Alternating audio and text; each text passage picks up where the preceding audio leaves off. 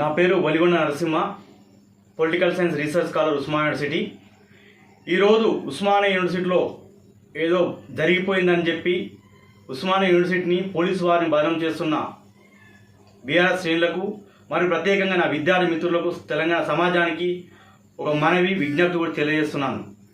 ఈరోజు ఉస్మానియా యూనివర్సిటీలో ప్రశాంతంగా ఉన్నటువంటి యూనివర్సిటీలో అలజడి సృష్టించడం కోసం 10 ఏళ్ల కాలంలో ఏనాడు కూడా నిరుద్యోగ సమస్యల గురించి కానీ, యూనివర్సిటీ సమస్యల గురించి కానీ మాట్లాడని బీఆర్ఎస్ గుండాలు ఈరోజు అధికారం పోయిందనే బాధతో ఈ ప్రజాపాలన, రేవంత్ రెడ్డి గారి ప్రజాపాలన బదనం చేయడమే పనిగా పెట్టుకొని వీరు మొన్నటి చూస్తే కరెంటు లేదని చెప్పి హాస్టల్ని మూసివేస్తున్న ఒకవైపు చేసి ఎన్నడూ స్పందించిన కేసీఆర్ ఆ రోజు స్పందించిన ఒకవైపు అయితే, మళ్ళీ ఈ నిరుద్యోగ అంశాన్ని ఎజెండాగా పెట్టుకొని ఎవరు చదువు వాళ్ళు చదువుకుంటుంటే వారందరిని రెచ్చగొట్టడం కోసం, భావోద్వేగాలు రెచ్చగొట్టడం కోసం ఈరోజు బీఆర్ఎస్ శ్రేణులు గత కొన్ని రోజులుగా ఈ ఉస్మానియా యూనివర్సిటీలో అలజడి చేయడం జరుగుతుంది.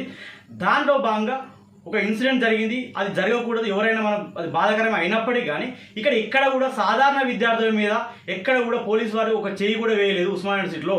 ఇక్కడ కావాల్సుకున్న కేసీఆర్ అనుబంధ కుట్రదారులుగా మారిన వాళ్ళు ఇలా తెలంగాణ సమాజాన్ని ఇలా 10 ఏళ్ళు పట్టి పీడించి ఎంతోమంది విద్యా నిరుద్యోగుల జీవితాలను సర్వనాశనం చేసిన వ్యక్తి అయినటువంటి బీఆర్ఎస్ కుటుంబానికి వంతపడుతున్న కుక్కల మీద మాత్రమే కొన్ని సంఘటనలు జరిగాయి. ఇలా విద్యార్థి మిత్రులారా, దయచేసి మీరందరూ కూడా మన పని మనం చదువుకుంటూ పోదాం. వీళ్ళ రెచ్చగొట్టే రాజకీయాలు, భావోద్వేగ రాజకీయాలు ఆనాటి తెలంగాణ ఉద్యమం నుంచి నేటి వరకు అవే కొనసాగుతూ ఉన్నాయి. మళ్ళీ తెలంగాణ సెంటిమెంట్ తోటి మళ్ళీ తెలంగాణలో పాగావేయాలని చూస్తున్నారు.